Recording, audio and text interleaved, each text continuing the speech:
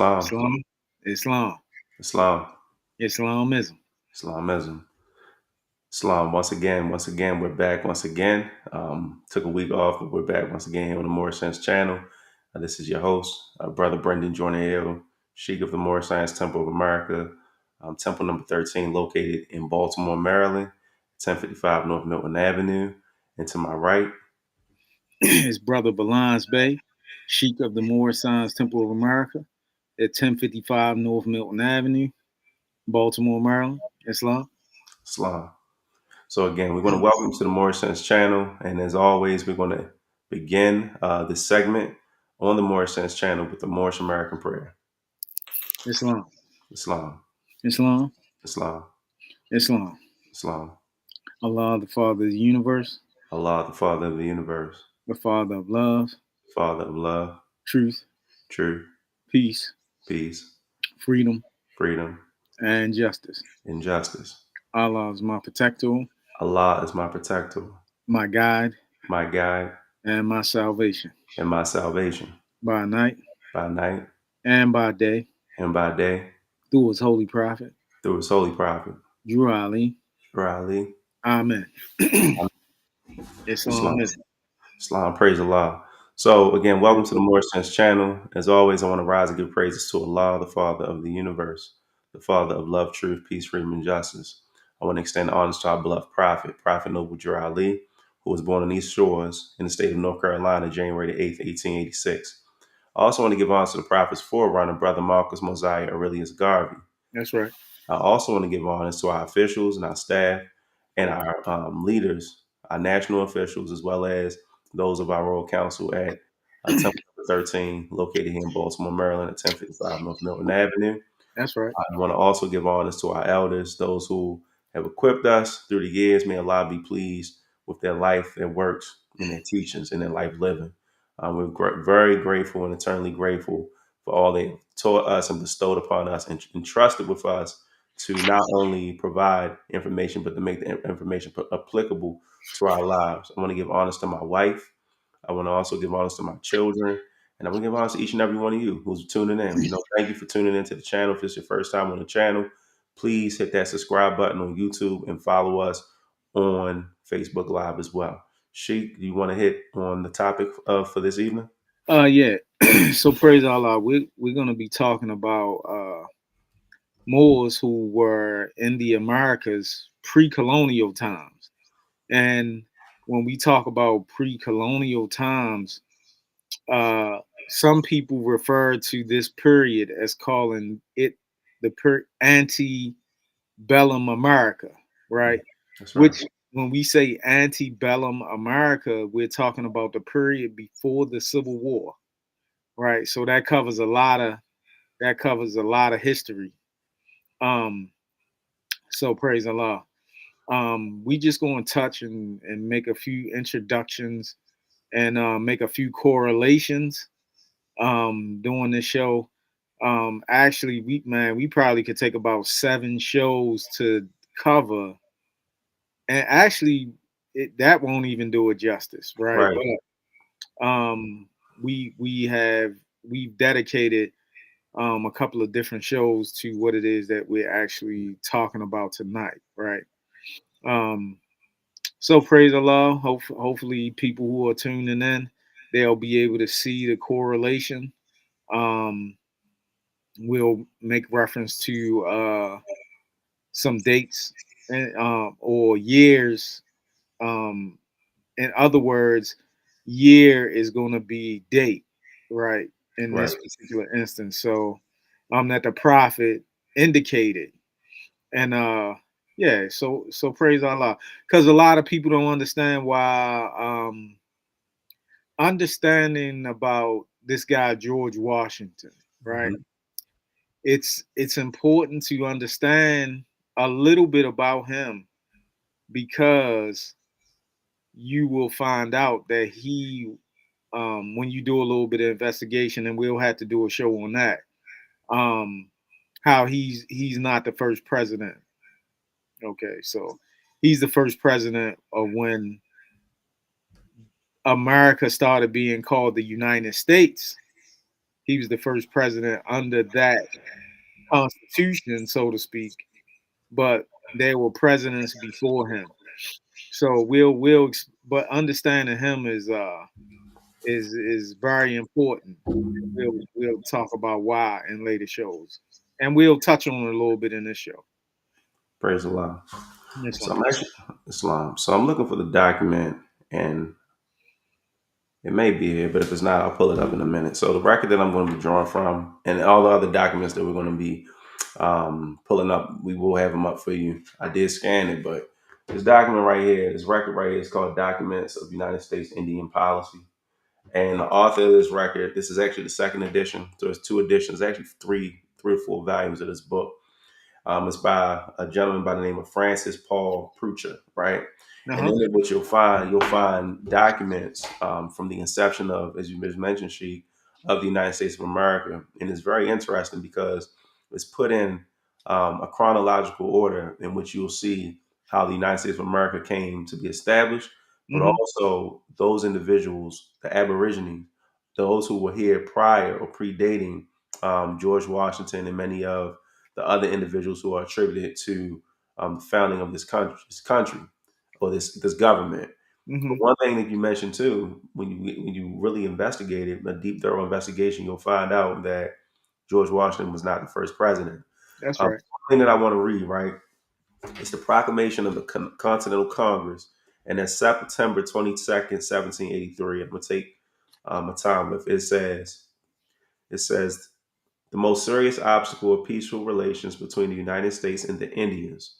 And when we look at Indians, if you study, investigate the history, if you live here in the United States of America, if you look at colonial America, or even when we had what was known as the Commonwealths, as well as the provinces, etc., you'll find that that word Indian and the word Moor was interchangeable with one another. And That's then right. later on, they started calling our ancestors Negroes, and eventually they started calling them colored. So it says the most serious obstacle to peaceful relations between the United States and Indians was steady encroachment of, I'm going to use so-called white settlers on Indian lands. The Continental Congress, following Washington's suggestion, issued a proclamation prohibiting unauthorized settlement or purchase of Indian lands. And this is from the United States Congress. It says, by the United States Congress and assembled a proclamation, whereas by the ninth of the Articles of Confederation, it is among other things declared that the United States and Congress assembled have sole and exclusive right and power of regulating trade and managing all affairs with the Indians, not members of any of the states, provided that the legislative right of any state within its own limit be not infringed or violated. And whereas it is essential to the welfare and interests of the United States, as well as necessary for the maintenance of harmony and friendship with the Indians, not members of any of the states, that all cause or quarrel or complaint between them and the United States. So there was peace on board. Mm-hmm. There was peace on board at that time, but it was still an encroachment of settlers and colonizers in the lands that our foreparents not only inhabited, but which were our lands initially. Mm-hmm. It says the United States or any of them should be removed and prevented. Therefore, the United States and Congress assembled have thought proper to issue their proclamation. Mm-hmm. And they do hereby prohibit and forbid all persons from making settlements on lands inhabited by claim or claimed by Indians, my apologies, without the limits or jurisdictions of any particular state, and from purchasing or receiving any gift or cession of such lands and claims without the express authority and directions of the United States and Congress assembled. Mm-hmm. It is moreover declared that every such purchase or settlement, gift or cession, not having the authority aforesaid is null and void, which means that if they didn't get authorization by the United States government, if they didn't get authorization, those gifts, those settlements, and those lands that they were taking and occupying at Mm-hmm. that time were considered null and void. Now, when you study it historically, you'll find that this was actually canceled out as well. And what Mm-hmm. started happening as they started creating what was called westward expansion, Mm-hmm. settlers started taking more lands and the private people of their rights, etc. But it Mm-hmm. says, and that no right or title will accrue in consequence of any such purchase, gift, or cession of settlement. And this is from the Journals of the Continental Congress, page 25. Hmm. And, and let's give some years when we dealing with the Continental Congress, right? And the reason I say that is because a lot of people may not know what years Continental Congress existed. Right. Hmm. Good point. You want to give me history? Oh yeah, so Continental Congress that actually existed 1789, Hmm. right? Well, that's when the cease of the operation of it. That's when it stopped. Right. Um, but when we really look into it, it was actually founded September 5th, 1774. So, if I'm not mistaken, we can find the year 1774 in the Holy Quran of the Moorish Science Temple of America. And I Now, just I'm gonna just pull it up so they can see yeah, it. yeah, All right, please. praise Allah. So I didn't want anybody thinking we were blowing smoke or we're just reading and not providing you with anything tangible. All right, so this is what I just read, and you can continue to speak to it. Yeah. So when the prophet speaks in 1774, this is why the Moors lost their nationality, right? Hmm.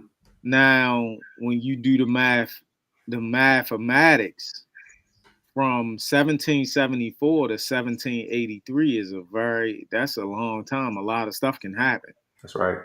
And actually, how many years? Let's see how many years that is. That's just for the sake of it.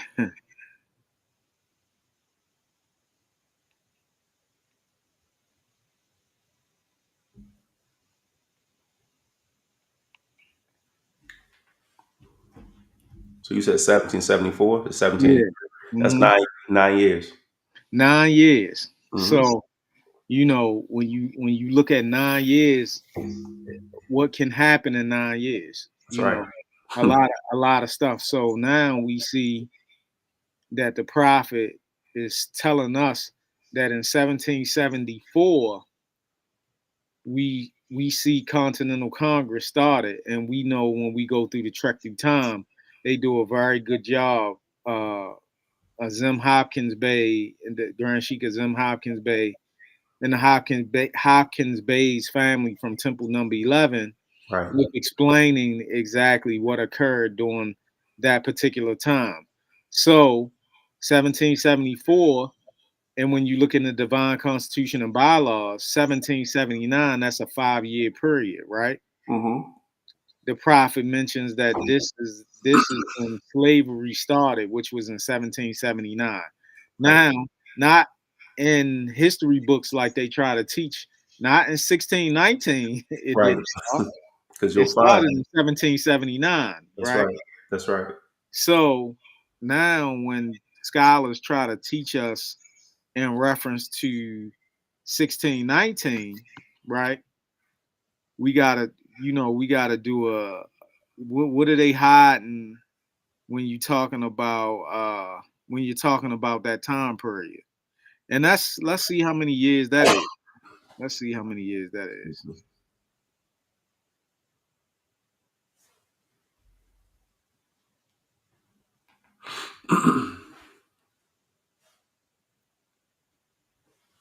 Okay. So we said 1619 to 1774. mm-hmm.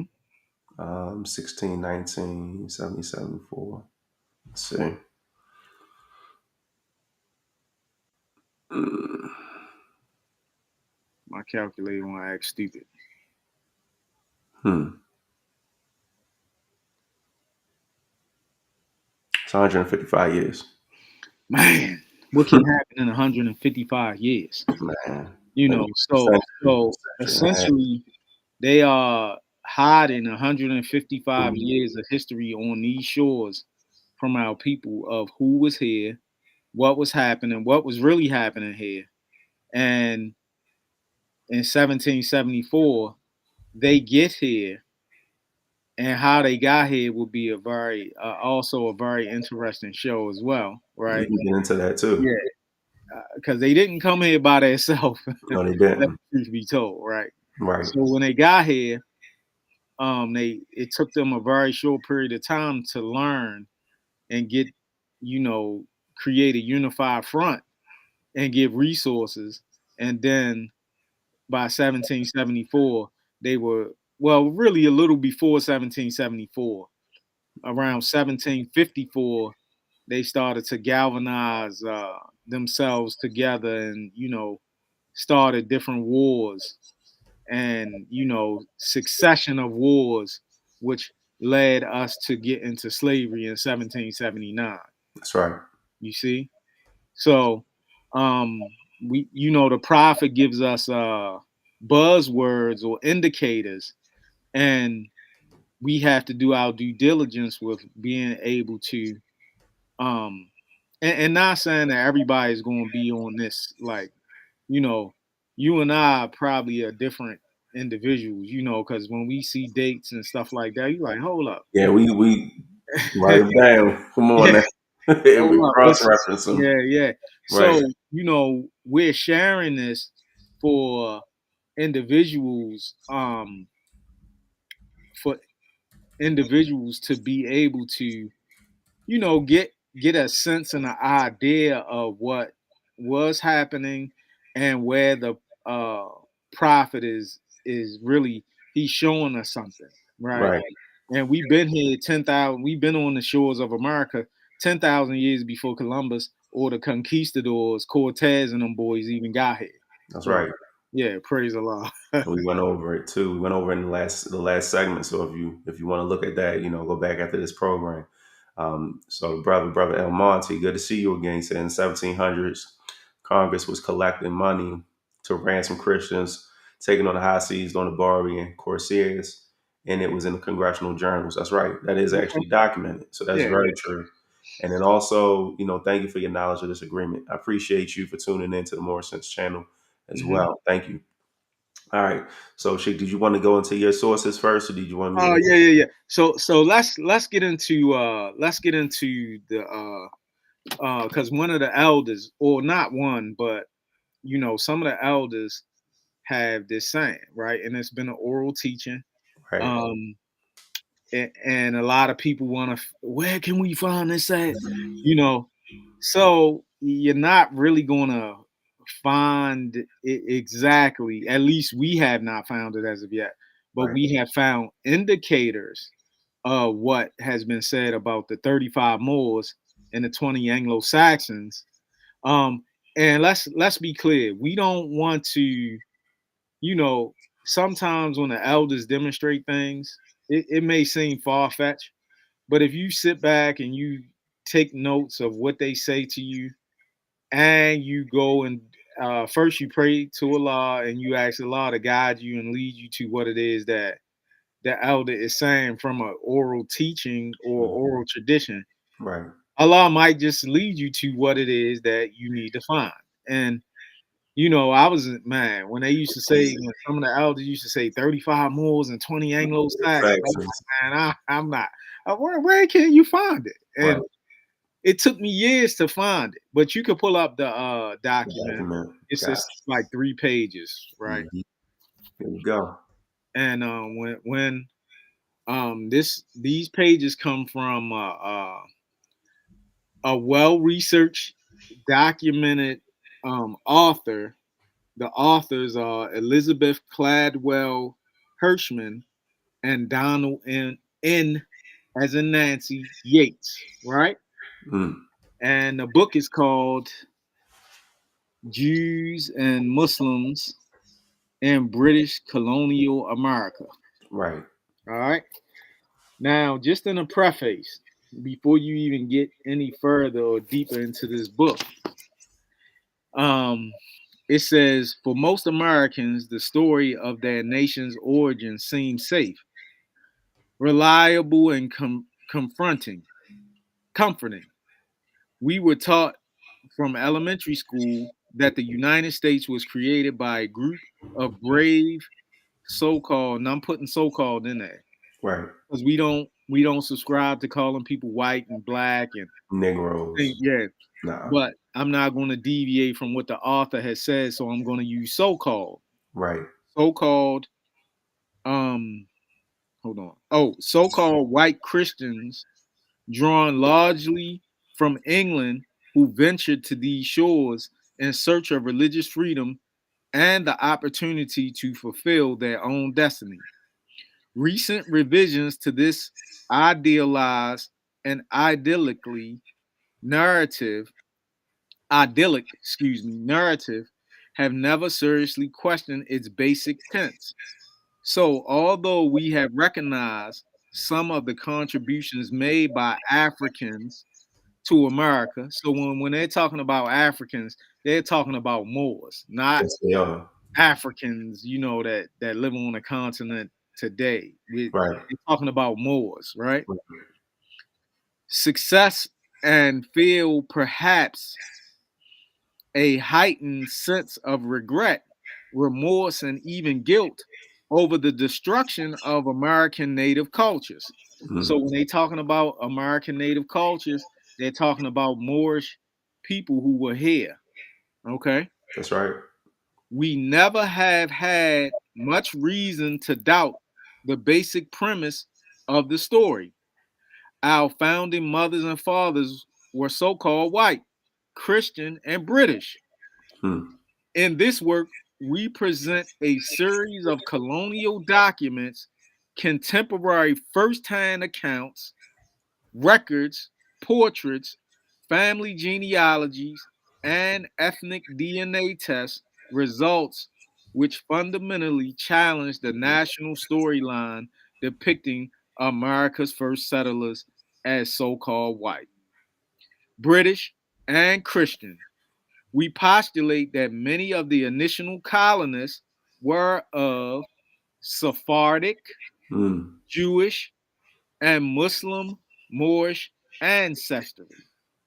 Because let the truth be told, the people who are referred to as Sephardic Jews are basically Spanish Jews, are Moorish, just like the people who refer to themselves as being Muslim are Moorish as well. Islam. In this era, in the era of time that we're making reference to. That's right. Okay. That's right. Usually arriving as crypto Jews with their religious adherents disguised as and crypto Muslims. These immigrants served in prominent economic, political, financial, and social positions in all of the original colonies. Hmm. Okay. Now, we have Justice Curtis' dissenting opinion, which talks about us being in some of those colonies and establishing those colonies and establishing the laws and making laws. Okay. That's right.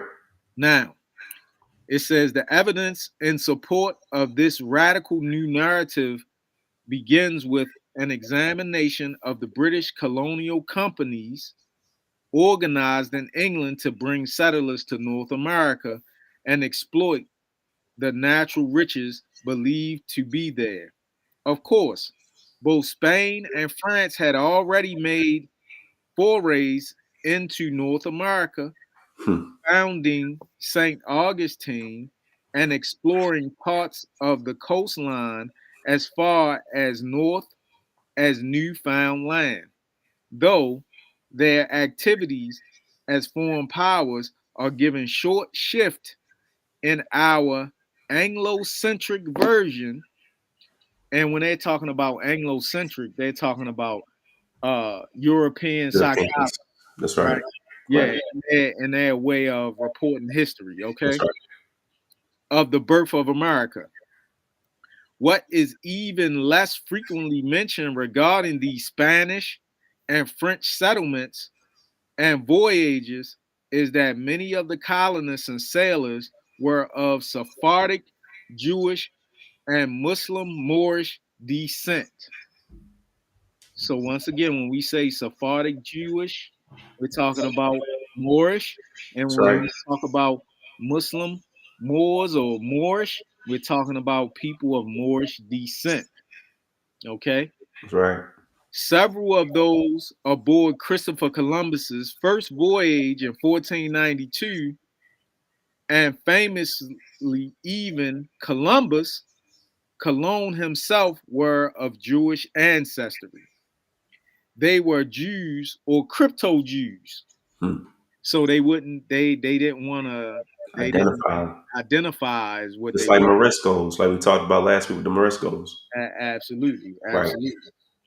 Um, so then it goes on to say one historian of Inquisitional Spain and biographer of Christopher Columbus, Simon Wiesenthal, notes that throughout the 16th century, the movement of the Moranos to the New World had continued.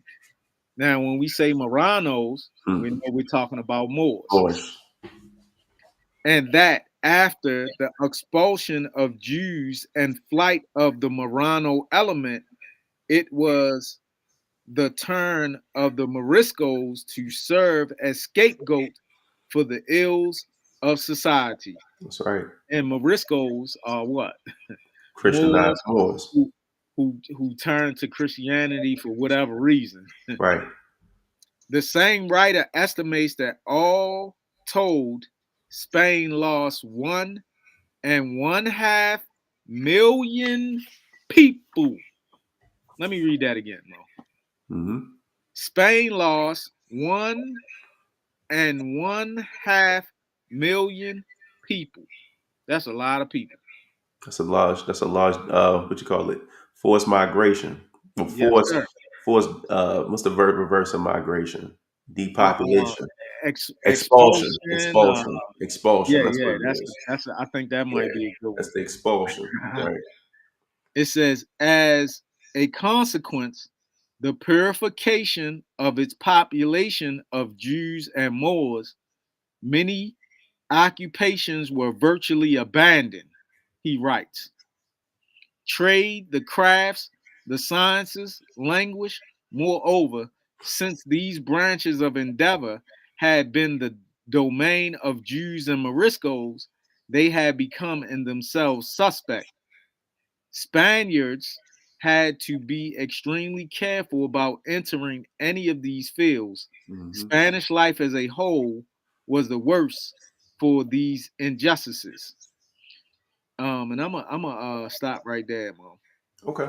Because anybody that wants to go and grab the record, they can, they can go, and it's some dense reading, but it's real interesting, Very right? much so. But this proves that the prophet knew exactly what he was, where he was leading us and talking about.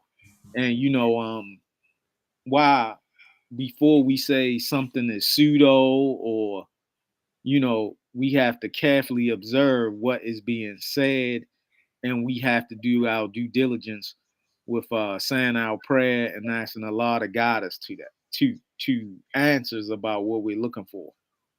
Praise Allah. Yes, sir. Islam. Islam. So, so that's one aspect. Do you have anything you want to add to that, Mo? I mean, we can add to it. Nah, you know what? I'm gonna leave it right there because I think we want to get into some reference points. Okay. No, there were some comments that we received last week. Okay. And some of the comments were good. We always are big on constructive feedback and Hmm. things of that nature. But someone in the comments said Moors are Arabs and get it right, and I would agree to a degree. But I will also say, you need to check the history of those individuals who were living in those lands predating um, Arab colonization, because Arabs actually colonized specific areas. If you're talking about the continent of Africa, they colonized those areas, and then over here, you're dealing with a totally different strand. We're going to go into that in a minute. So, El Monte said Matthias de Souza is one. He was active in the 1641 Maryland Assembly, and that's mhm, absolutely right. That's what we were making reference to or referring to earlier when we were mhm. dealing with the provincial courts and the provincial government of Maryland during that time. So yeah, that's a great point that you're raising. I appreciate that And for sure. my question to the person who made the statement about Arabs is who was in what they now call Arabia. Yeah, Who was there before the Arabs got there? you What can't. was their name? Right. Yeah. If they could provide us with that, maybe at a later date, because They can come on the there's show. a name, huh? They can come on the show. We always Oh give yeah, our yeah, yeah. Because information. that was a name of a group of Moors who was there before the Arabs got there. Yep, that's Yeah, right. Yeah. yeah. So praise the Lord. You want to get into the three images, Yeah, please. Let's and get then into we can hit on those two of the. Well, I'm gonna hit on two of them, and then I got another. okay. All right. So I'm gonna pull the three up, man. And Islam to everyone. Islam.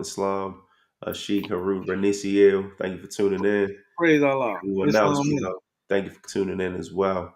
Yeah, and I owe Grand Sheik Reniciel a visit too, and That's funny. it's coming soon. And praise I'll Allah. make a trip down there, man. Yeah, for sure. Yeah. All Um, right. Let's get into it. praise Allah. So this image that we see right here, because it's three images, right? This Hmm. image that we see right here, this is Yeah, Yaro Muhammad, that's right. right? And they couldn't enunciate his name, so they called him Yaro Mutmut, Mahmoud. right? That's right. And I don't know about you, Mo, but because I'm just a tad bit, just maybe a tad bit older than you, right? Like most But deaf. huh? He looks Oh, like yeah, right. And most look, deaf. it's not strange that most deaf in later years changed his name to Casa Bay, right? Yasin Bey. That's right. Yasin Bey, Casa Bay, That's and, right. and it's amazing. And he did the one guy. He did I think it was a PBS documentary on one of the gentlemen that's on here, right? Hmm. But we can go back to around 1819, or actually, really, um, this is pre Civil War. Uh, and there's a record that I got this picture from, right? Right. But as I was and I'll go into that record in a minute. But interestingly, when I was little, before I knew anything about Moorish, my grandmother used to say, and she was from North Carolina, right? Hmm. And I would get in trouble. I mean, she used to call me different things, but one of the things that always stuck out to me, she used to say, "Look here, Sambo, stop doing such and such." Right? And I'm like, Sambo, right? So as I got older, I'm saying, my mother calling me. I said, my mother was using slave names and stuff Right. like That's what you think. Right. that, right? So Right. interestingly, I ran across this record here. It's called Yep. Anti-African Muslims and Antebellum Antebellum America. America. That's right. Okay, now check this out, right? I said, look, and when I read this, I had to get up. I had to put this book down. I had to get up and take a walk because also in my house, where we moved, and also in my grandmother's house, I don't know how many people can relate to this. Hmm. They had horseshoes in every room in the house. And I used to ask my mother and my grandmother, "What's that for?" And they used to say it's for good luck. But little did I know that actually was a symbol that they, during the time of slavery, because the slave masters didn't want us to practice our religion. Right. The slaves used the horseshoes as a symbol of the crescent, Islam. and they would hang them. And sometimes, they would hang them upside down, or however they would. But I found that very interesting, right? Hmm. So check this out. So it says Big Jack called a Mandingo was used as an overseer by a slave trader from Natchez, Mississippi. At about the same time, Abdul Rahman came across a handful of Muslims near Natchez. He also met one in Hartford, Connecticut. Hmm. And what I'm reading about is the man that you see on the picture now. That's right. Sambo, probably originally Samba, a second son who wrote the Arabic language, absconded with three other, and this is say it says new Negroes in 1805, and it's so-called Negroes, right? Hmm. Obviously, a Muslim, he may have been trying to run back to Africa and this is from a historian, Michael A. Gomez, That's right. right? But I'm like Sambo, right? Sambo. And, Samba, and it probably because of the enunciation of the language and linguistics or whatever the case may be, actually Sambo was actually Samba. which is a dance, which is a dance that the brothers and sisters do Hmm. in South America. Hmm. Just And run in the this correlation record, there, man. yeah, so we see now how deep Moorish culture has been in not only pre-colonial America, but in the South and South Central America. Uh, when you see certain clothing, beadwork, That's right. statues, and various other things, we see that you know our influence, Moorish influence, is heavy. And if you ever get this record, this is an interesting read, and it gives you a glimpse of 75. Of course, they use African, but we know that they are Moorish Muslims in, excuse me, in antebellum North America, the period before the Civil War, That's right? right. The other gentleman who we see with the turban, his name is Joe Ben That's Solomon, Boy, so right? Mandela. That's right. Right. You want to talk about him a little bit more? No, go do your thing. I'm gonna get into him in a minute. Okay, okay. So he's a very interesting person because um he was writing, or he wrote something and they were trying to figure out what it was. And when he wrote, um and I think he took it to the print shop, and when he took it to the print shop, the individual who was in the print shop figured out what he was writing, and what he was writing was in Arabic. And he then brought the Quran out, and Job Ben Solomon was able to read the Quran of Mecca, that is what we're Right. talking about. Right. And after that, this individual who owned the print shop was able to, he hired Job Ben Solomon, and he became very famous in the Americas in later years. Praise Islam. Allah. Yeah, yeah. Islam.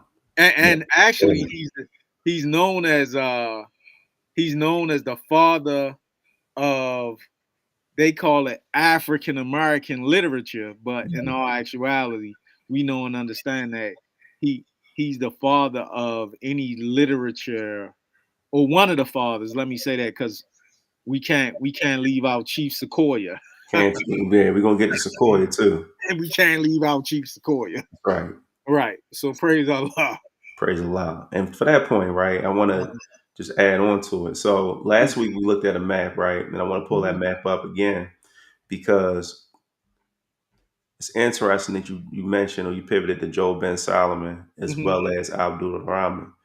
And one thing about both of them, they were warlords. mhm, And when you look at, again, we're dealing in a time with our ancestors, both on the continent as well as here in America.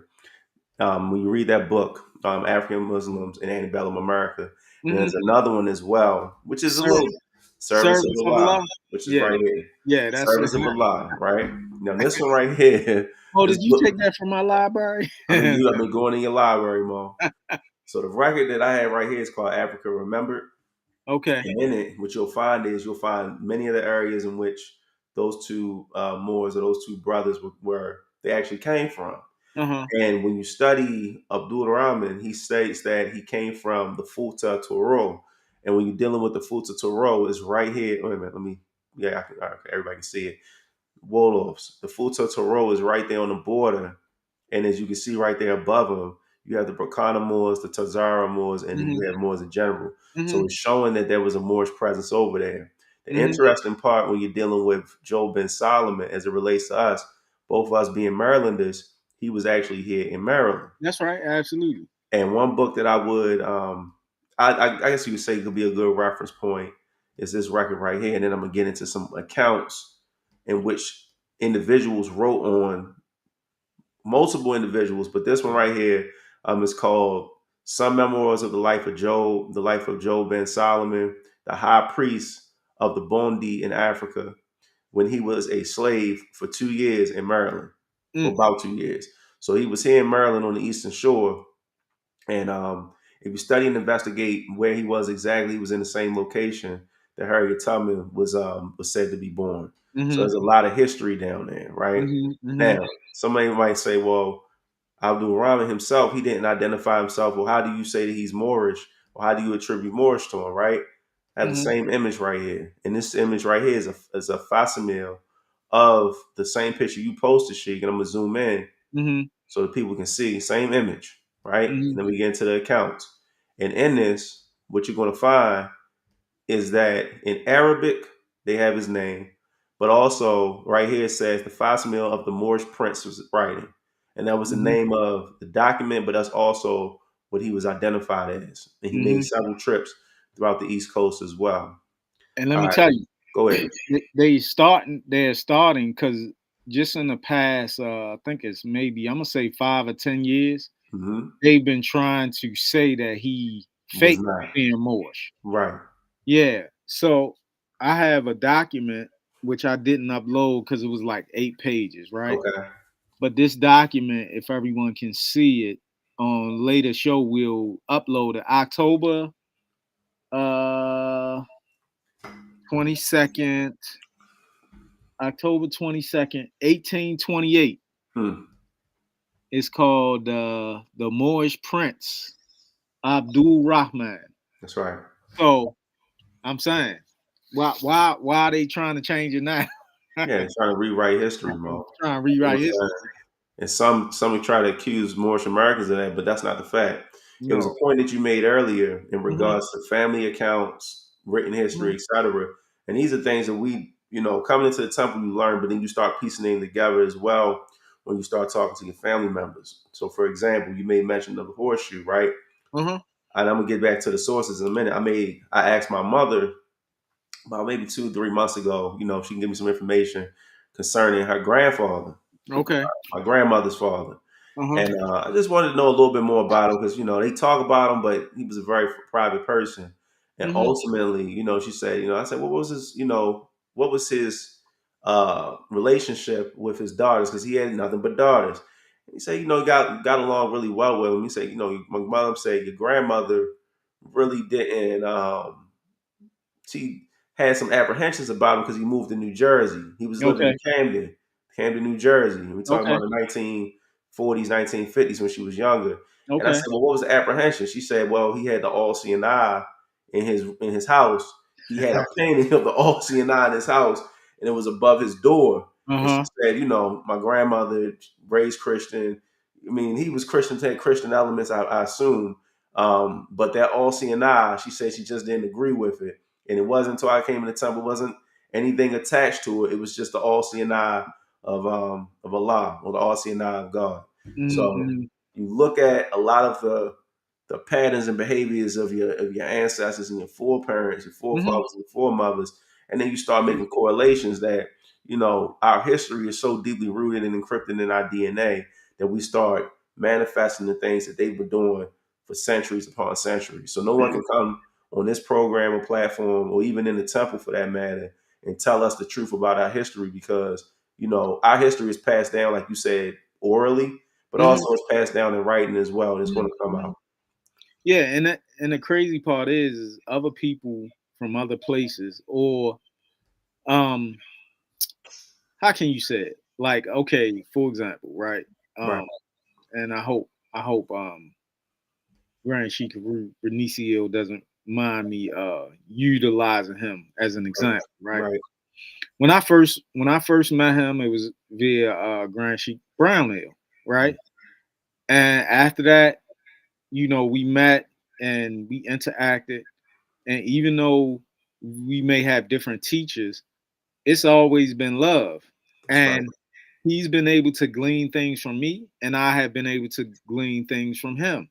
Islam. It's never been a time where that Grand Sheik, even though he has a different teacher, it's never been a time where that Grand Sheik said, "Oh, nah, we don't do this," or it's always been love because there are things that he might know that I That's may right. not know, and That's vice right. versa. Exactly. And as a nation of people, that's what we're supposed to do: share, right? Hmm. So I'm appreciative of Grand Sheik Brownell introducing me to Grand Sheik Haru Renisiel, right?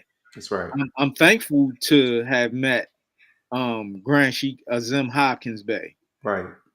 and all those who are true to the brotherhood and as well as sisterhood, right? Of Islam. That's right. Um, because Islam is an Arabic word that means peace. But when we talk about Islamism is the practice of that peace. That's And right. anybody who is not practicing that peace and is causing dissension, um, I'm sorry, I, you have a misunderstanding of what the Prophet Noble Ali is about. Right. So praise Allah. I just wanted to hopefully I was good with No, um that was utilizing them. it Yeah. was right on time, Sheik, for utilizing that point. Yes, sir. Praise So Allah. thank you. All right. So just giving y'all some accounts, giving the group, giving our viewers, not y'all. All right. So let's get into these. So these are accounts again coming from the record that we just pulled up. Mm-hmm. African Muslims and Antebellum America. These are from the. This is from the firsthand stance of some of the individuals who were um, mentioned in the record, but also those who had uh, interactions with them. Right. Uh-huh. All right. So we can go through a couple of them. So it says, "I was desired by Job. I was desired by Job to draw up an account of him, agreeable to the information he had given me at different times, in the truth of the facts, which I had either been a witness to or was personally concerned in upon his account." So that image that you post, G, Mm-hmm. the guy, the gentleman. So the history behind that image, right? Mm-hmm. Of Job Ben Solomon. He was not wearing his formal attire when that image was constructed. Okay. The man Thomas Buffett, who was the friend of his, and he was a painter or illustrator. He illustrated it based off the account of how Job described to him what his traditional garb was. And Mm-hmm. as a Mm-hmm. result of that, you've seen Job Ben Solomon or Abuya Suleiman Daleo in all his glory, so to speak, right? Mm-hmm. This Absolutely. is, so this is coming from Tommy Blewett, who's a friend of Job, and that's in London, England, 1734. So after he left the States, after they were able to get him to London, he did some work. I want to say he did it for one of the African colonial societies, but the name is skipping my mind right now. Mm-hmm. Um, and then also you had Balali Muhammad or Oh. Balali of Sapelo, which is a Sapelo island in low country Georgia. Uh-huh. The Sea Islands, man, where a lot Mm-hmm. of our family members are from. A couple of Come mine are from. from there. Yours is, I know you have family from Yeah. Charleston, That's right. so yeah, so Beaufort, Charleston, And you etc. can't forget about the Sundry Country Freedom more. Laws Act of 1790. We're gonna get And, into that too. That's right. oh yeah. And when you look at the flag of South Carolina, I'm Come like, on now. They're telling on themselves. Mo, I'll give you this one, right? And I'm gonna tell the audience this, right? So me, my wife, and my son. I'm not veering off people. I'm just sharing accounts, right? So me being inquisitive, being a historian, I said, all right, we're in Charleston, downtown Charleston, right? mm-hmm. Everybody has a conception, or not a misconception, but a conception about the Confederates. They have a museum down there, and it's from the Daughters of the Confederacy. I'm like, I'm going in there. My wife's like, I don't think you should go in there. I'm like, I need to go in there. See, if they let people in there, I want to see what's going on. Right. And when I came in there, man, the record stopped and everybody looked over like, what's this guy doing here? So I'm walking through, walking through, walking through. You can't take pictures in most of the museums down there, because they don't want certain things getting out. Mm-hmm. And one of the flags of the Confederacy under Jefferson Davis, the flag was a star and a crescent, and Mm-hmm. it was a red flag, white star, white crescent, but it Mm-hmm. wasn't in the formation of the opposite of the crescent like you see on the modern South Carolinian flag. It was in the Mm-hmm. same formation as you see in the flag of Islam, so to Mm-hmm. speak. And then also one thing I found out too when I went into that museum, and I'm pretty sure many people know, but his wife was actually an Asiatic as well, and he had a son who was Asiatic too. Mm-hmm. So, when we look at situations historically, especially when you're dealing with that Civil War demonstration, it's much deeper than what people think it is. So, Yeah. if you ever get a chance to go down to Charleston, check it out if they still have it open. This is pre-COVID, about 2018, 2019. So check it out. All right, let's keep it moving. That was just my little, Yeah, praise the Lord. We interactions. need stuff like that. Praise the Lord. So this one right here is from a Quaker. From a Quaker, Pennsylvania, Ohio, etc. Hmm. This Quaker said he will not allow. Excuse me. He will not allow that the Americans are as polite and hospitable a people as the Moors. In the parentheses, they have the word Muslims, nor that they enjoy a tenth part of the comfort they do, and that from learning and talents, Americans are far behind now, right? And this is Hmm. from a Quaker, specifically a Quaker merchant diary on an unnamed, literate Moorish slave met on the Mississippi River, and that's in 1822. Mm. And then you have other ones as well, other accounts as well. So if you don't have this document, I would definitely, or this record, excuse me, I would definitely say, it's no rush, but get it and put it in your rock pile. It'll help Yeah. you. And also, what we are providing is supplementary material. That's right. Not that anybody needs. If you want to get these things in your library, you can have it in your library. We just been fortunate to be inquisitive and run across different things. Because really, the prophets literature. Some people, some people just good with reading the prophets literature. Praise Right. Allah. But there are many accounts, as we're showing, of our people and who they are, and that we have been here 10,000 years before Columbus, and we're just sharing with you some of the things that we have found over the years, just being inquisitive, and just how we study or whatever. That's It, right. we not making anything up. We like to make correlations. We make sure we keep things in context, Right. and and that's pretty much what I wanted to mention. Praise Allah. Understood. Yeah, we're not cherry picking. Right. So this section that I wanted to share with everyone, you may have seen it before. Those who are in the Moorish Science Temple of America or the Moorish Paradigm, this is coming from the Great Book of the Resurrection. The truth be yourself and not somebody else. If I draw your cut, new era time, humanity defend her, she'll defend herself. She will defend herself. And the author is Grand Timothy Golden Dingle, right? Supreme Grand Resurrection, Grand Timothy Dingle. And Hmm. the portion that I'm drawing from is a portion called um, Concerning Race and Nationality. I know I'm paraphrasing it, right? But it's a portion in there. You have a couple of good parts in there. You have slaves caught and bought. And really look at the titles. If you have these records, look at the titles because the titles have so much context in it. And then Hmm. also some ancient facts about America, the Aboriginal period. Hmm. But this one right here, concerning race and nationality, and it's a little blurry. My apologies, y'all. But it says, "We, the Moorish people, by nationality, were brought to these shores in the early part of the 17th century." So that's the 1600s. Hmm. He's not saying that the European brought us here per se, but he's saying according to your history, isn't that what they teach you? They teach, and I'm not speaking radical, they teach this demonstration on 1619, 1620, etc. That's And right. that right there has been debunked. It has been proven that it has been a farce because there are records that we have within our own, right here within our own state, and as well as those other respective states that make up Hmm. the 13 colonies and those other states that were added on, that Hmm. our people had already predated the European coming here. Hmm. But because to satisfy those who follow that history, he's slow walking you through and letting you know Hmm. how our nationality was stripped away. He says, by being disobedient, we suffer from honoring not the principles of our mothers and fathers. Our nationality was taken away, and race are likewise. So race and nationality are not one and the same, but they go hand in hand with each other. That's right. By the European nations in 1779. In 1913 AD, our prophet came to us and brought us our true records, telling us that we are Moorish Americans. We are Moorish because our forefathers inhabited Morocco.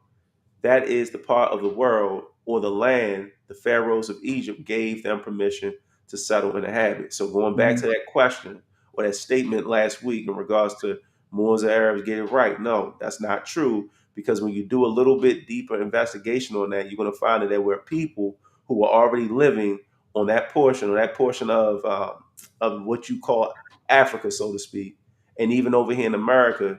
And those individuals who were living here, they had nations, they had empires, they had Mhm. satellite empires, and some of those empires today are known as Tunis, Tripoli, Algiers, Morocco, Mhm. Mauritania, so on and so forth. Mhm. Right? It says, and I added Mauritania on that for a reason, but Mhm. Tunis, Tripoli, Morocco, etc. Moabites is the ancient name for Moorish or Moroccan. That's the ancient name. We adopt the Yeah. national name America because we were born. We are children of our forefathers and mothers born here in America, which makes us American born and Moroccan descent. Our race, Asiatic, never changes. And then it also states this: it says, "It is our prophet's desire for his people to always claim their descent." Since Italians, Greeks, English, Chinese, Japanese, Turks, and Arabians are forced to proclaim their free national name and religion before the constitutional government of the United States of America, it is no more than right that the law should be enforced upon all other American citizens alike. So people have a gripe and grievance with us, because we don't subscribe to being black. We're not black people. There's no such thing as a black person, just like there's no such thing as a white person. Right. That's just the facts. This paper right here is white. I've never seen anybody in my life that look like this paper. In the back of my phone right here is black in this Right. microphone. So if you can show it, prove it, we put that challenge out there. It says the prophet teaches us that we are citizens of the United States only when we proclaim our descent, origin, and free national names before the national constitution of the United States of America like other citizens. And if we fail to do that, we are misused, imprisoned, or exiled. So you can look at that 14th Amendment right now, and not veering, but a lot of things have been pushed through by way of the 14th Amendment, and you're seeing the ramifications and the after effects of what it is. Most of our people, they go off of citizenship based off of that 14th Amendment. It says, because to be a citizen of any government, you must claim your national descent names because they place their trust upon issues and names formed by their forefathers. And he says, please see the below diagrams. When you look at this diagram, some of those names are not in circulation anymore. For example, on job applications and in equal opportunity records and things of that nature. Mhm. However, he's showing you the correlation where you have individuals calling themselves Caucasian when really, in fact, they're European. How on Mhm. earth can they possibly be just one thing? But then you have these different groups of people right underneath them, and they have various different identifiers, and really, their race is Asiatic, and then Mhm. they also have a nationality. Mhm. Okay. Praise Allah. I know I went on a tangent, and I No, no, you good. apologize to everybody, but we just want to bring that home before we get into the next No, couple of sources. you good, Mo. And the reason being is because of the fact that so many people are so emotionally connected to black, Right, and before they even ask us, well, or try to sit down and see what it is that we're talking about, right, they just go off on, they just go and they are saying things that they really don't know, haven't read, or at least try to have an intelligible discussion about. They automatically think that we're trying to separate ourselves from our people when that's not what we're doing. hmm, What we're doing is we're trying to educate people in reference to calling yourself black and calling other people white. right, We are not a minority at all. when you really get into the essence excuse me, of it, and we need to function together, and you know we need to come up with some principles on how we need to function. And this is what the mission of the Moorish Science Temple of America is and was, and so was the Universal Negro Improvement Association, Right, right? right, Which people carry that banner. It's an organizational flag created by Marcus Garvey, the red, the black, and the green. It's not a flag of that the nation represents a nation of people. does not. Right, Yeah, so we're not downing it. It's mm, just not. It's not a flag for a nation of people. It's an organizational banner. that's right, It's plain and simple.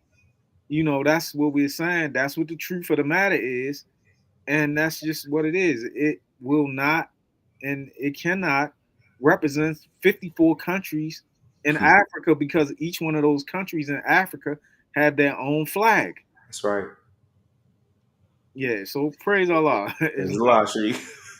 praise. We gotta drive those points home, man. And again, Yeah, it's not that we're beating up or pouncing on anyone. We just want people to think a little bit, think a little deeper. Give it a careful examination of not only the information that we're presenting you, because we're not just presenting information, but these are actual life lessons and teachings that we have made applicable to our lives. We yeah, just want what for our brothers and sisters, what we want for ourselves, and that's the right, truth. right. That's the truth. Just living the truth. Not his truth, her truth, but the truth. Truth is but Yeah, one. All yeah. right. So praise Allah. Praise So, the Lord. All right, so Joe Ben Solomon, then we're gonna get into some of the Asiatics, some of the Moors who were here, and then I want to get into the part of how history is, and I'm not going to use the term. I'm gonna say lighten, how they lighten history, and yeah. I'll get into that in a minute. I'm gonna show y'all some things. All right, so again, this is actually coming from Servants of Allah, but but the beautiful thing about it is it's the same people, the same Moors who they're mentioning, right? Hmm. Check this out. It says, and this is what we just went over. It says, all right, I'm gonna start with where I highlighted. It says the first treaty of the new nation, meaning the United States of America or the United States, was made with Morocco. We hear Moors talk about it all the time on social media, etc. But we're gonna get into the meat and potatoes of it, or the vegan meat and potatoes of it. Or it says one of his first international military adventures on the shores of Tripoli. That's your demonstration right there. Yeah. From the halls of Montezuma to the shores of Shores of Tripoli. Tripoli. Exactly. North Africa is memorialized in the Marine's hymn. There it That's is. And a number of stories were told of Christians, especially women enslaved by Muslims around the Mediterranean. That's what the brother Il Monte was talking about earlier. So right. they bring Hmm. that point out. It says the most trustworthy novel on the latter subject was Royal Tyler's The Algerine Captive, Morocco, Tunis, Algiers, Tripoli, etc. Hmm. Says African Muslim individuals, however, were largely unnoticed. In the 19th century, Europeans gained industrial and technological superiority over Muslims because you're dealing with the fall of empires, Hmm. right? It says, or the latter fall, it says, making the latter as unthreatening as other Africans. Now, these are some individuals, and I brought those records out last week that I heard often about in those schools, those colleges. It says the most influential European philosophers. You're dealing with David Hume, Immanuel Kant. You also got G.F.W. Hegel. Hmm. And they declared, admittedly, without sufficient evidence, that Africans had not and could not be self-governed. So those documents I brought out last week, what those documents were doing, specifically Kant, Hegel, and Hume, they were trying to discredit the history, and not just the history, but the technological advances, the societal advances, the fact that our ancestors were not, I'm gonna say far advanced, Hmm. far advanced than what they gave them credit, you Right. know, and we have to know and understand that we come from an illustrious history. Many people want to make it seem like, oh, you just popped up and spring up over here, and you were a slave there, you were a slave here, and all you're going to be is a slave. And many of our people buy into that, and that's not what you'll find when you're dealing with the Moorish Science Temple of America, Prophet Noble Drew Ali, and the teachings of Islamism. You're going to find that your history is much vast and much deeper, and it goes way further than 1620, 1619, or any of that other junk they be popping in these ivy towers with these college scholars. So it Hmm. says you're not down in college because again, we both went to college and Yeah. university. But what you have to do, yeah, you get a good European education, but you got to have an education and learn you got to know yourself. You have to know yourself and your Father God Allah. It says, according to Hegel, could only approach civilization with Muslim or Christian help. American, and when they say Muslim help or Christian help, they're talking about the Arabs, the later Arabs. They're not Hmm. talking about those individuals who predate what you were mentioning earlier, Sheik, but we're Hmm. talking about the modern day individual who is an Arab, who Hmm. identifies and who is known as Arab because they come from Arabia. Hmm. All right, it says American philosophers such as Thomas Jefferson in 1785, and here he is again. We went over him earlier, Noah Webster. Webster. Last episode, go and look at that word America. 1843, overlook any examples. Job, Ben Solomon, Phyllis Wheatley, autobiographer. You have Uludu Equiano, and many others that suggested a different perspective, right? Though Job was noticed as a Moorish African. Mm-hmm. That's what Job was. He was known as a Moorish African. And when they say Moorish, they're not talking about Muslim, but they're talking specifically about his nationality, where his family was from, in close proximity to that map that we showed earlier. Yes, in fact, he was a Muslim, but they're talking about his bloodline. Unlike Wheatley and unlike Aludo. And when you Mm-hmm. study Aludo Equiano, his story was kind of sketchy. It was kind of sketchy. All right, Mm-hmm. let's go to Abdul Rahman, and then we'll go to a couple other ones, and then we can move forward. You had anything you want to add on that, Sheik? I know I'm saying a No, lot. no. You know, man, they try to write us out of the founding of America, Right, uh, and this is where the missing link is, right? Um, one of the missing links, because I believe that there's several, but we praise Allah for Prophet Noble Drew Ali for bringing us, keys to be able to unlock the doors that hide the mysteries behind who it is that we are, how we been here, and some of our because let the truth be told, the prophet doesn't hide that some of our people are responsible for the condition that we're in today. right. And some of our people currently, Mo, They I don't got, benefiting from him, oh, they benefiting. yeah, yeah, for hiding and keeping it and keeping and calling and supporting how people calling themselves black. Right, And it's amazing, so this stuff need to be said. Praise Allah. right. Now let's go to Service of Allah. So I mentioned earlier, Service of Allah is a good document, but I think when you were referencing earlier that they were trying to write certain things out of history. Uh-huh. If I'm not mistaken, African Muslims and antebellum American, I know for sure Africa Remembered predates those two books. Oh Servants yeah. of Allah, I believe, came later. And what you're going to find where there is some discrediting of, again, this brother being identified as a Moor. Now, check this out. It says, and I'm going to start where it says another step. It says another step that was taken by so called whites who transformed African Muslims into Moors or Arabs. Ibrahima Abdul Al-Rahman, for example, because of his regal behavior, honesty, dignity, and intellectual skills, he could speak 5 languages and could write in Arabic, was said to be a Moor. In the title series, Prince the Moor, Southern journalist Cyrus Griffin, exalting the virtues and accomplishments of the Pulo Prince, made amazingly strenuous efforts to assure his readers that the nobleman was not an African. Now, this is what we call scientific racism. This is also what we call, and we also call it what's the word? It's not eugenics, but I can't think of it off the hand. But scientific, oh yeah, ethnographic showcases Okay. where they're trying to make distinctions between our people based off the texture of their hair, the size of their nose, the Hmm. shade of their skin, etc. And when you study what the Prophet Noble Ali's given us, he lets us know that we come, and I'm talking about our people, Hmm. specifically Moorish people, Moorish Americans. We come in the shades of the lightest of the light to the darkest of the dark, and we Yep. have different textures. It says this. It says, this is the guy giving an account of Prince or of Abdul Rahman. He said, Prince is a Moor. Of this, however, his present appearance suggests a doubt. The objection is that he's too dark for a Moor, and his hair is short and curly. It is Wow. right. You see how he just disrespected the man. But when you see his hair in those images, his hair was long, and I mean, Hmm. it says it is true in his present appearance, but it was materially different on his arrival in this country. His hair at that time was soft and very long because our hair changes based on the texture and the climate that we're in, Mo. Yeah, It's the absolutely. truth. But because these people are so ignorant, they don't understand. They didn't understand that, and some still don't understand that. Well, let It me says, go ahead. let me tell you. So the texture of my hair now Right, is long, but right, when I was younger, I had a lot, with age and right. climate, so That's what that was a happens to little, us, man. yeah. It did. I I'm mean, getting grades right here, and I'm 35. I'm getting grades. Like yeah, it's yeah. So inevitable. You're going to change. This form's yeah, going to change. and then the types of foods that you eat, and Right. yeah. So praise Exactly. Allah. This one. Praise Allah.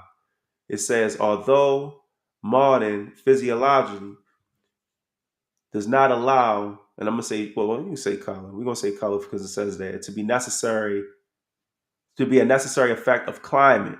So he's saying it's not based on climate. However, Mhm. it was because he was in Mhm. Natchez, Mississippi. It says, still one fact is certain that a constant exposure to the vertical sun for many years, because remember, he was in there for 40 some odd years, Mhm. together with the privations incident to the lower order of the community and the initiations of cleanliness will produce a very material change in complexion. It Mhm. is true his lips are thicker than usually those of the Moor, but Mhm. now watch this. This is a sign of typical racism. But the animal frame is not that of a Negro. Wow. So they were reducing and saying, and that's what we. That's Mo. There's a record out there called the Negro Beast. Right. See, it says his eyes, and in fact, his entire physiognomy is unlike that of any Negro we ever seen. And if the facial angle be infallible criterion, the point is established, his being equal or perhaps greater than that of most so-called whites. So they even said it themselves, like even though they're trying to discredit this man and they're trying to write out his history of who he truly is, they're letting him know, look, his physical anatomy and just his build, his makeup, etc., is still greater than that of those who were Mhm. trying to discredit him at the time. You know, And so if you look at the year that they were, well, we know what year they were writing this, right? that's right. But we know and understand that they were using Walter Plecker's doctrine, Hmm. which was picked up from So I could Johann Blumenbach. Blumenbach. That's right. And Blumenbach wasn't even trying to, from when I was reading, he wasn't even trying. He was just trying to get his doctorate degree. Right. He wasn't trying to promote like scientific racism or anything like that. But Exactly. it was other individuals who came and found his study and research and started utilizing it. And somewhat, how, some way, it creeped over here into America. That's right. Yeah, praise Allah. Praise Allah. All right. So a couple of more points and then we're gonna get off because I know everybody's getting a little later, right? That's right. The pen is mightier than the sword. The sword wins the Hmm. battle, but the pen wins the war. Praise Allah. That's right. The lies in history. And that's, we're getting into it.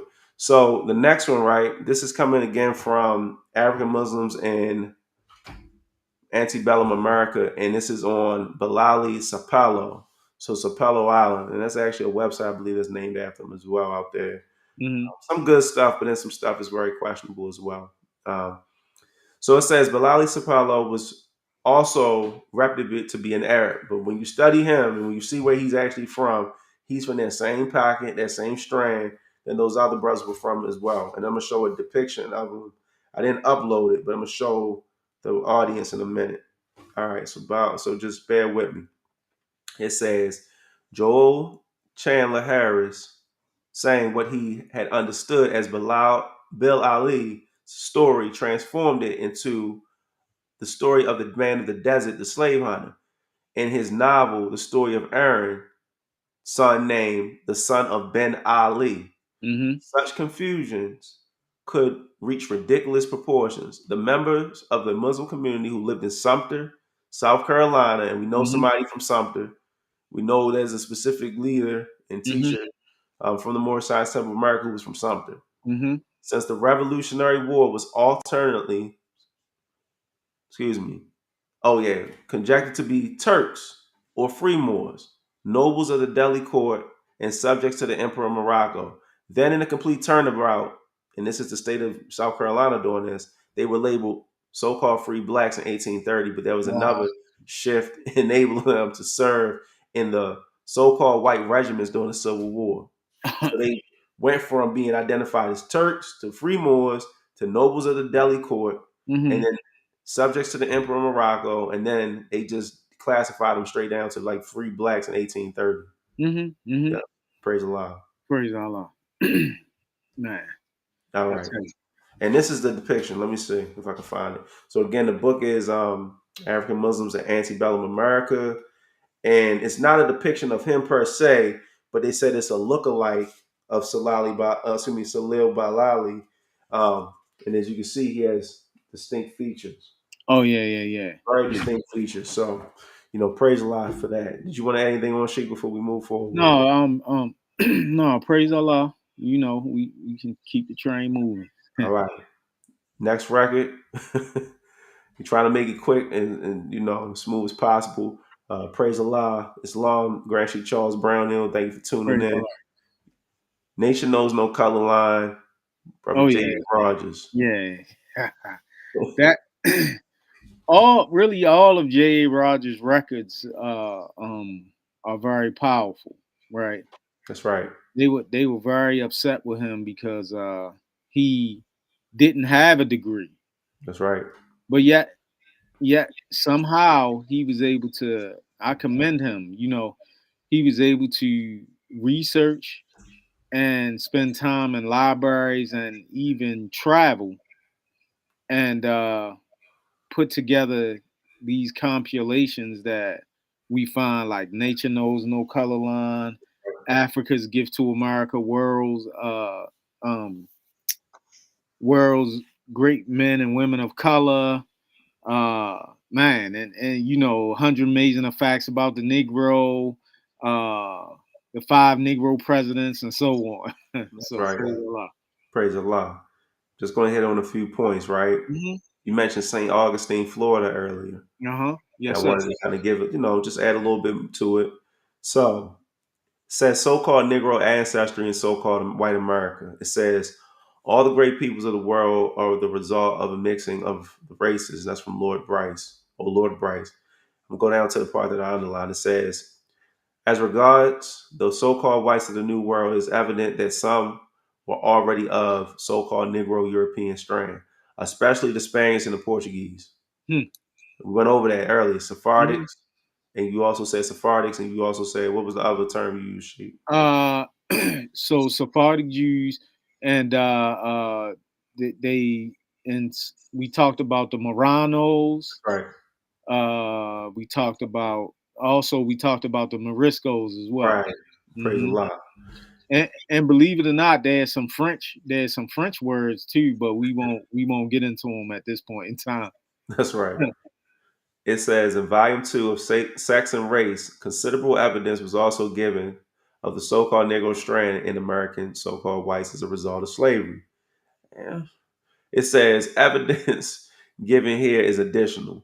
It says contact of so-called whites and Negroes in the United States began with the coming of the Spaniards in Florida to Florida in 1512. So 1619, 1620. No, we ain't even. It Yeah, that's says blown up. since Yeah. it's blowing you out the window, blowing it out right now. It says since these first comers were only men, the first mixed bloods were the offspring of so-called white and Negro men met to men with Indian women, so-called Indians. It says 43 years after the first landing of the city of Augustine was founded. It says the so-called Negroes who helped build and lived among the so-called Indians. I wonder why they lived among them. Just and no speculation, no presentism, anything of that Right. nature. But I wonder why they lived among them and cohabitated with them. Right. Could it be possibly that they knew that they were both one and the same, or they could have been the same people? Just Right. saying, just a thought, not saying it was. It says this record of a so-called Negro nurse, in the hospital there in 1597. Spaniards and so-called Negroes continued their exploration, going as far west as Lower California and as far northwest as Kansas. They reached Virginia in 1526 under De Leon, but the colony of 500 broke up when the so-called Indians and so-called Negroes revolted. Mm. Forcing the Spaniards to return to the South, the so-called Negroes dally made their homes with the Indians, and it seemed safe to say that there was some so-called Negro strand in Virginia before the coming of the English in 1607. And I'm gonna stop right there. So that predates that, man. Yeah, That that takes that predates. that it takes the sail out of this 1619, 1620 demonstration. All Yeah. right. Now, wanted to get into history, right? Hmm. So I'm going to just show a few images. Now, of course, I know you've heard of Tuskegee Amatha, who was the Creek leader who fought against the Red Stick faction of the Creek Nation, right? Briefly, yeah, I briefly heard It's of them. all good. And, but the beautiful thing about it is there's so many words, and we talk about, or we teach on the words being corrupted by the European. Hmm. And when you look at Tuskegee, it's Tuskegee. Right. That's what the word is. So when you look at Tuskegee, you're dealing with Tuskegee, right? Give me 1 second. And what I want to do, I want to share with everyone and show everyone. Let me see. All right, pulling it up now. Can you see my screen? No. It's coming up now. There it is. Yeah. All right, so I'm gonna read this and I'm gonna show another image. This image is actually a newer image, and this image right here is in a book. It is in a book, but it was written at a later date. And I'm gonna show you the book that I have, and I'm gonna show you the image that I uploaded as well from the book. It Hmm. says Tuskegee Amatha. It says Tuskegee Amatha was a Creek leader who fought for the Red Stick faction of the Creek Nation during the Creek War of 1813 to 1814, but sided with the United States during the Second Creek War. So that document we read earlier from Documents of the United States Indian Policy, you'll find how they were able to make treaties and agreements Hmm. with certain leaders, and this is one of the leaders. And his brother, if you study and investigate his brother was Tecumseh. That was his brother. Oh, That's Tecumseh's okay. brother. No, excuse Okay. me. That's not Tecumseh's brother. I apologize for that. No, that's not Tecumseh's brother. I'm gonna give you Okay. that. I'm gonna give you him in a minute. He's Okay. not Tecumseh's brother. So that was a misspeak, right? Um, so it says he was among the 300 Creeks who died when the steamboat Malma sank in the Mississippi River. So there's the Mississippi again. Hmm. 1837, during the forced removal of the Creeks and other Native American groups, right? So that's the image that we're given. And I'm gonna pull up the image in a minute of the other image. So the book that I'm drawing this image from is a very old book, very old record, as you see. It's Native Hmm. American inhabitant on it. I believe it says 18. Well, the person wrote a note on here is from 1860, but the Okay. record is called History of Indian Wars of the United States. That's the record. It's falling apart. Old record. And there's another one I have as well, right? This is one of the images of the same person, and I'm pulling it up now, and I'm gonna read what's actually on there. Hmm. And you can see the difference in appearance in the lightning of history. Not saying that we are dealing with shadeism or shade or anything like that, but I want Right. everybody to see it. Oh wow. So when you look at him, he looks a That's a lot lot like different. Abdul Rahman. He looks a Yeah. lot like him. I'm gonna zoom in. He favors him. They favor a Creek warrior. Let's get into it. So Tuskegee Amathia, a Creek warrior, same demonstration, was a full-blooded Creek and was born on the Tallapoosa River about the year 1793. He was familiarly known by the name Jim Boy, but was properly entitled to that we have placed at the head of this article. Tuskegee, meaning warrior, and Amatha, which signifies next to warrior.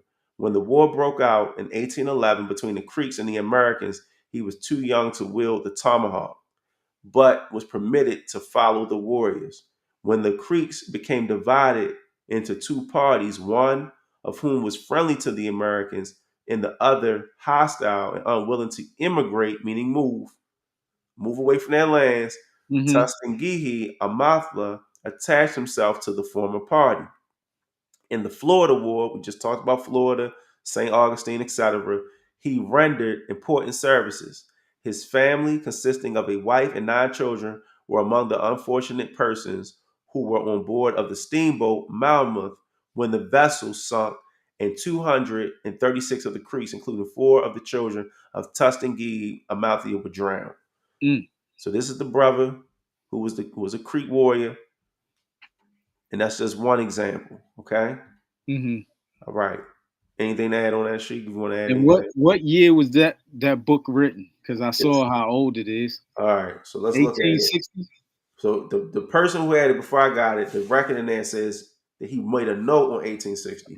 But the Okay. thing about this record right here, it's an old record, Mo. It doesn't have a date on it. It has no copyright date on it. Wow. That's how the demonstration don't got a copyright date on it, man. Wow. All right. So another individual. We wrapping it up, people. So, thank you for tuning in with us. Now, the Shawnee Prophet is the one I want to deal with next. Okay. All right. All right. Let me get into this. Yep, here we go. Blackheart. No, not Blackheart. Is it Blackheart? No, wait a minute. Give me 1 second. Shawnee Prophet. I'm gonna hold off on him. I'm gonna hold off. I'll go to Chief Blackheart next. All right, let me pull this up. All right. So he was considered, this person that you bringing up is considered as a prophet as well. He was considered a chief. Okay. Next one's gonna be considered a prophet, but Okay. this one was considered a chief. So matter of fact, I want to use this one first. So I'm gonna come out of that one. Give me 1 second, everybody. I'm gonna minimize that one and go to the next one. And then I'm gonna show you the compare and contrast. I'm just trying to let everyone see. All right, here we go. Blackhawk. All right, and it's pulling up right now. Should be there. There it is. All right, cool. All right, so this is coming from Encyclopedia Britannica. It's an image of Blackhawk, as you're going to see in a minute, and I'll zoom in. Oh, wait a minute. Close it out. There we go. All right, so you have Blackhawk here, right? Hmm. Now, I'm going to read a little bit about Blackhawk, and then I'll move forward and show you the image. It says Blackhawk, born 1767 in Sukenu, now Rock Island, Illinois. Died Okay. October 3rd, huh? Go ahead. Died October 3rd, 1838, in the village of Des Moines River. That's Iowa. Southeastern Iowa Territory, now northeastern Davis County, Iowa. Was the leader of a faction of Sioux, Fox, and Kickapoo and Ho Chunk, Winnebago peoples. Black Hawk and his followers contested the disposition of 50 million acres and 20 million hectares of territory that supposedly been granted to the United States by tribal spokesmen in the Treaty of St. Louis, my apologies, in 1804. His decision to defy the government and attempt to recoup tribal lands along the Rock River in Illinois resulted in a brief but tragic Black Hawk War of 1832. And I'm going to stop right there. So, this is the image and depiction of Black Hawk that we see, right? Hmm. This is the image of depiction. Which is a newer image, right? That's a newer image, Mo. That is a newer image. All right. Now I'm gonna show you the depiction again from the record of Black Hawk. And we're not doing this to to make it appear like, oh, everybody was this, that, and the third or specific Yeah, we shade, but just showing how they tamper. yeah, We this just is how showing they how they this is tamper, how they Mo, this tamper is with the pictures. right. This is Now, illustrations, man. right. Let me see. All right. And this is the image in the record. Wow. All right. Show the image in the record. And it says right there, Black Hawk. It's the Man, image in the record. he looked well dressed. He don't look like he was um Right, man. yeah, he looked well dressed. Exactly. All right. So I'll leave that one up for a minute. And then I'm going to get into the Shawnee Prophet. Give me 1 second because I think I minimized that one. Yep, there it is right there. And let me pull it up so everybody can see it because it's interesting when you look at it. So this one's coming from the Smithsonian Institute. Mm-hmm. And I'll show you both pictures, both images, both reflections. Remove that one. And then upload this one. All right. So this is actually coming from Smithsonian National Portrait Gallery. Mm-hmm. It's popping up right now. So the reason that I asked that question, right, because when you really get into the essence of it, there were many prophets. There were many prophets, Right. right? Of if you Moorish prophets, right? And That's matter right. of fact, we'll there's an article that I have, right? Mm-hmm. That in later shows we'll pull it up, because from I'm thinking that when I was researching it and where I pulled it from, normally I document where I pull it from. Unfortunately, I didn't document it at this particular point in time, so I'm doing going back to research it so that once we present it, I'm able to tell exactly where it came from. Praise Allah. Mm. So this is the Shawnee Prophet, Tansquatawa, right? Uh-huh. And this is actually Tecumseh's brother. Okay, okay. 1775 was when he was born. 1837 is when he transitioned out of form. This is the portrait that was created in 1830 to 1833 by Henry Inman after Charles Bird King oil canvas. National Portrait Gallery, Smithsonian Institute. I'm just going to read a little bit. It says as a youth, Tenskwatawa lacked the physical abilities of his older siblings, including his brother Tecumseh, the Greek leader and warrior. Tensenquata was so unskilled with weapons that he blinded himself in the right eye in a wayward arrow. Dependent on alcohol as a young man, he sank into a coma in 1805 and almost died. He awoke claiming that he had visions of heaven, populated with so-called American Indians living in the old ways and hell populated by civilized American Indians. So he's seen a split. Consuming larger quantities of alcohol, he gave up alcohol and assumed the status of the Shawnee prophet and holy man. And it says that, and this is what it says, and I'm going to stop right here on the next one. It says, Tens Quatawa was endowed with great oratorical skills, and his religious movement quickly spread. In 1808, with Tecumseh, he established Prophetstown in the Indiana Territory. Relations between Tensaquata and the government of the territory with William Henry Harrison was initially peaceful. The turning point was Harrison's Treaty of Fort Wayne in 1809, a dubious agreement with a number of American Indian chiefs ceded 3 million acres to the United States. So they gave up lands, That's a lot of land. a lot of land, Mo. Tensaquata opposed the treaty because the indigenous signers did not have a legitimate claim to the land. He threatened the chiefs who signed the agreement and warned Harrison not to allow the so-called white settlements on their land. Right? Mm-hmm.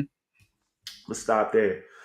Going back to the image, right? So this is the image from the oil canvas painting that you find in the Mm-hmm. Smithsonian Institute.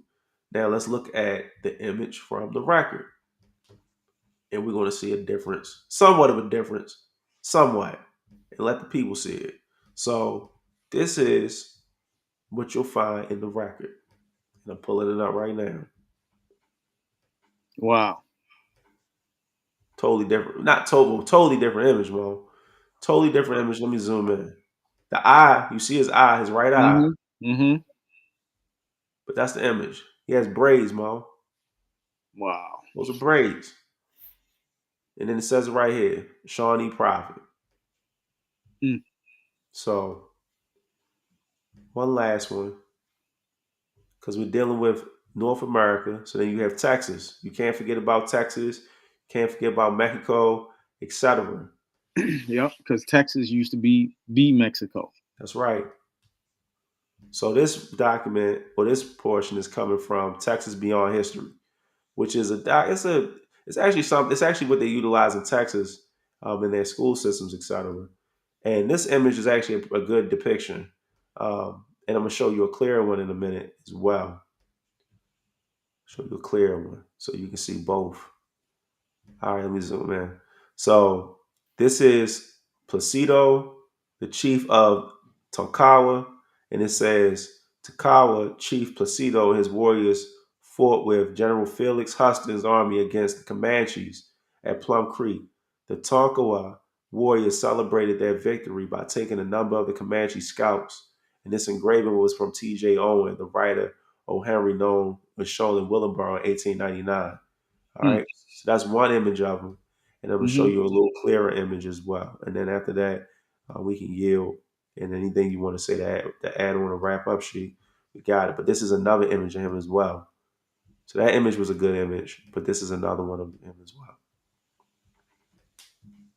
And it's coming up right now. And he actually looks like somebody I know. Like we all met somebody that look like him. And here it is right here. Yeah. So praise Allah, man. Praise Allah for the elders. Praise Allah for the ancestors. Yeah, Praise man. Allah for our history. We're not taking anyone's history, but we know and understand that we've been on these shores. This is our land. Yeah, praise Allah. Praise Allah. So man, just watch out for individuals who are trying to mislead you. We are about love, true peace, freedom, and justice. That's right, man. We encourage people to view, join in. We communicate. We don't debate, right? And if we are going to debate, it's going to be according to the rules of debate, Right. and the individuals who are going to be the moderators have to be individuals who know something about the topic, so that they can check those individuals who are participating in presentism, individuals who are not presenting firsthand accounts Right. and things of this nature. We're not just going to get Joe Smo from over Over uh, there, over West west, over east, Baltimore, right, over somewhere east, over over east, west. right? Over east, Right. right? Right. Or from and yeah, no, we don't operate like that, because Nah. what we want to do is productive, um, and hopefully people find value in what it is that we do. Islam. And if they don't find value, praise Allah, we still love you. Yeah, and there's other channels out there too, Yeah, man. yeah. Just Like don't I watch said, us. yeah, Yeah, you don't find. Just might don't. not be liking to your palate, that's Yeah, perfectly fine. There's some channels I don't like, so yeah, yeah, when I see it here, I'd be like, it's not for me. Let me yeah. find something about. That's the beautiful thing about social media, about YouTube, Hmm. etc. You can always find something that kind of, Yeah, it speaks that to you. fits.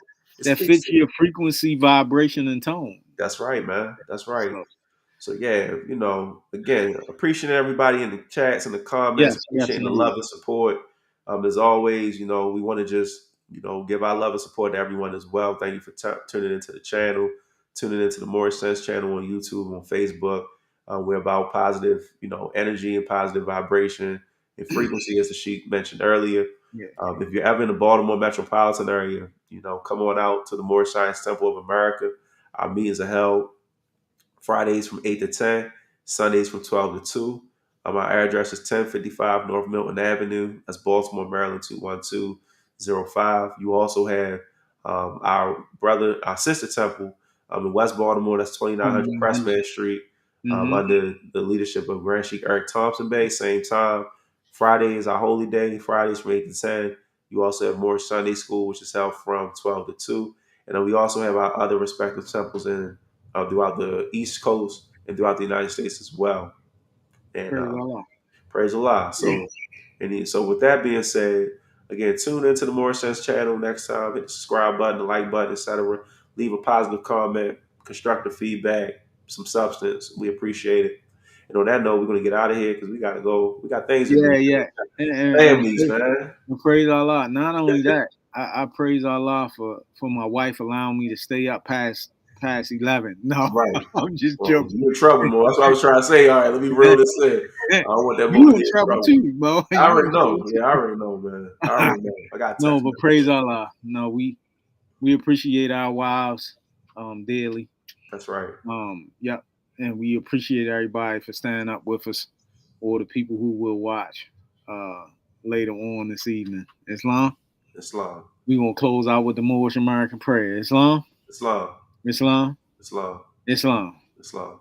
Allah, the Father of the universe, Allah, the Father of the universe, the Father of love, the Father of love, truth, truth, peace, peace, freedom, freedom, and justice.